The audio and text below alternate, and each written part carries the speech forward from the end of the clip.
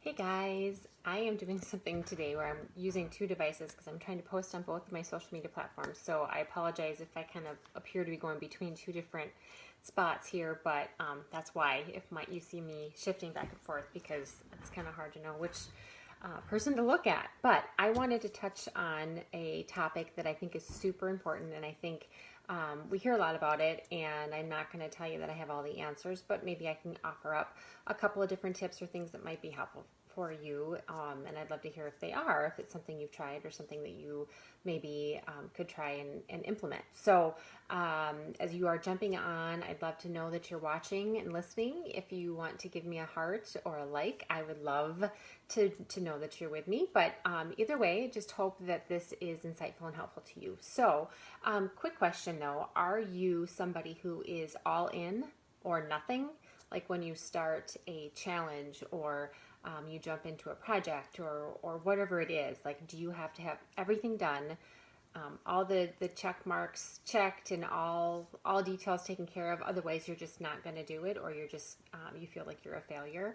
I think a lot of us have that mindset, and I think that's why a lot of people struggle with starting something and or completing it, because they have that mindset that if I'm not going to do it perfect, I'm not going to do it. And I think we miss so many opportunities when we're not allowing ourselves to experience, I don't even want to use the word failure, but sometimes we do fail and we have to get back up and start again. And I think that's healthy. I think it's a great way to learn. And I think if you always do everything right all the time, you're not learning something. So thanks for the likes and the hearts, guys. I appreciate that. It just helps me to know you're here. So three things I wanted to touch on the subject of mindset.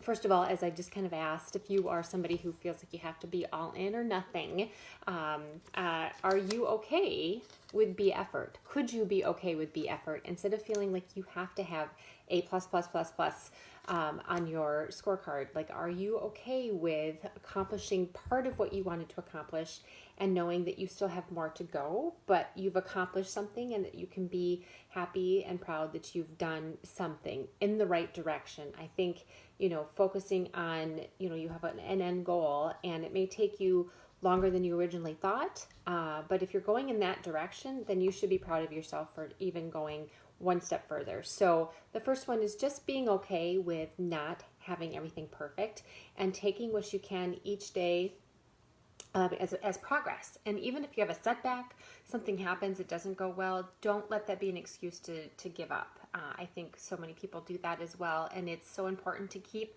your eye on the goal and know that it is attainable, and that if it takes a little longer, it takes a little longer, but your mindset needs to be kind of rooted in the process and not perfection. So process, progress, not perfection. That's the first one.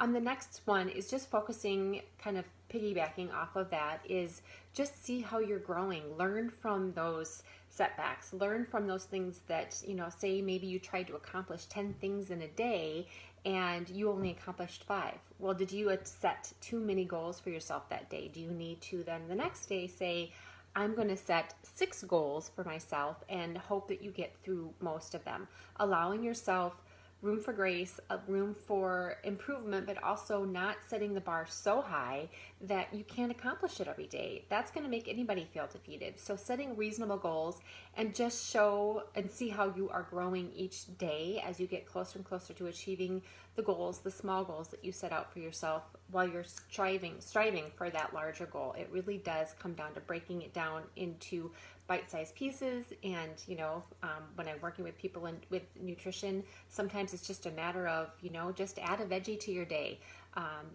Maybe cut out that serving of pasta and supplement it with veggies or something. Just making one small change and progressing from there, seeing how one small change can make you feel, and make you feel accomplished, make you feel like you've done something good for your body. Like, it just motivates you to do more. So doing small steps, seeing the growth in those steps every day, appreciating every opportunity you can to acknowledge what you've done, and appreciate your goals as you achieve them.